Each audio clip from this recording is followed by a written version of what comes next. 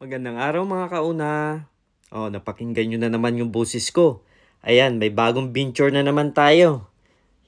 Ano ba ito? Nag-itlogan na yung ating mga alagang native chicken, ang parawakan. Yan, muli po nating bubuhayin ang ating mga parawakan dito sa lugar ng Palawan, mga kauna.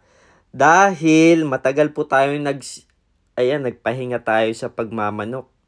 Gustong-gusto talaga nating mag-alaga dati ng manok, kaya lang yung mga breed natin ng mga parawakan ay ninakaw, kaya ako'y na-disappoint.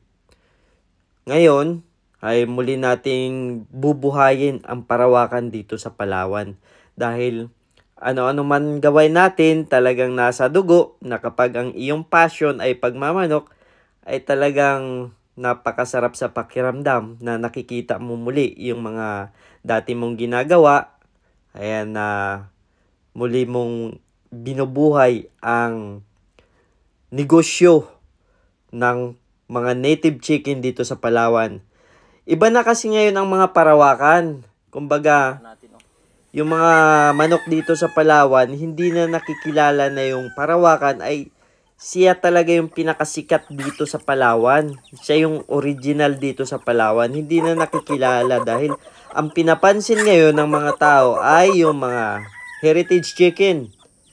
Decalb, yung RRR, yung mga rare na tinatawag nila, yung Astrolope, yung mga heritage chicken kasi yun yung mabilisan na maibibinta at saka kung layering egg, yun talaga ang kailangan.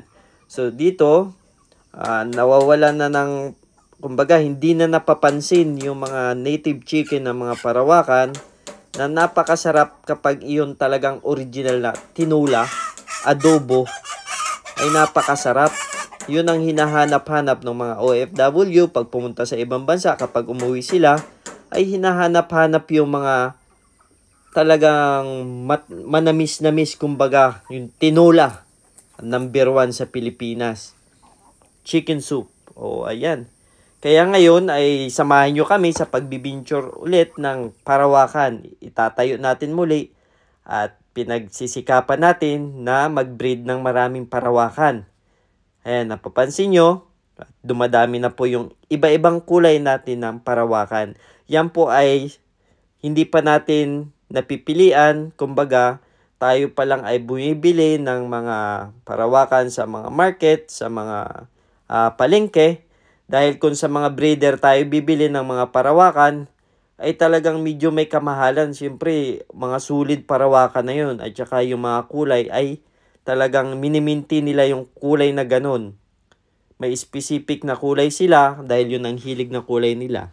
So, ngayon, ang gagawin natin, paparamihin muna natin yung mga parawakan natin at tayo magkakaroon ng seleksyon.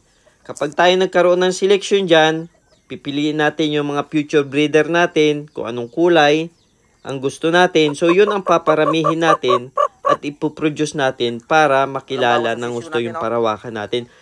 Kilala na siya, yung mga parawakan na nagmula sa Palawan, dahil nakikilala siya hindi na dito sa Palawan kundi sa ibang lugar na. Sikat ang parawakan sa ibang lugar pero dito sa Palawan ay hindi na.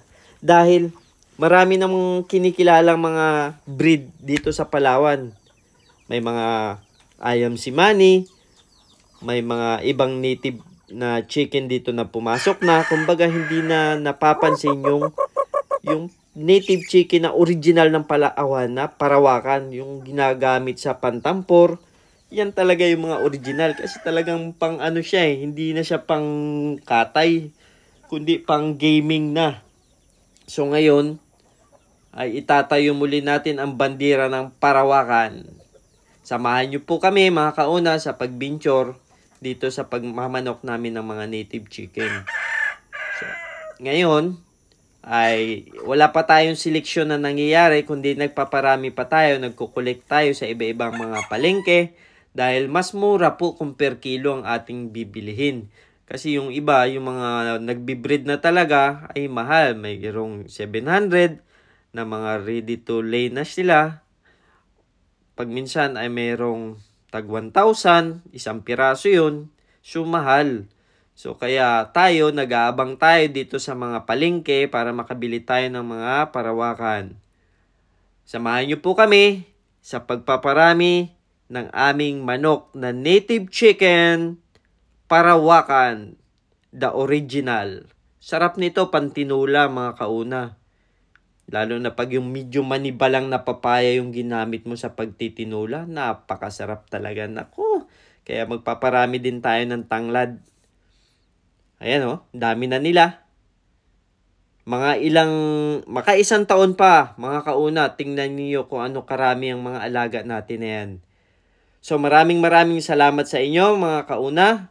Salamat din dun sa mga nag-subscribe na hindi ko po sila makita o nakikilala. At talagang proud na proud ako na may nagsusubscribe sa atin, may nagpapalo sa atin. Proud na proud ako sa inyo. Lalong higit doon, na-inspire talaga ako doon sa mga nagko-content ng mga native chicken.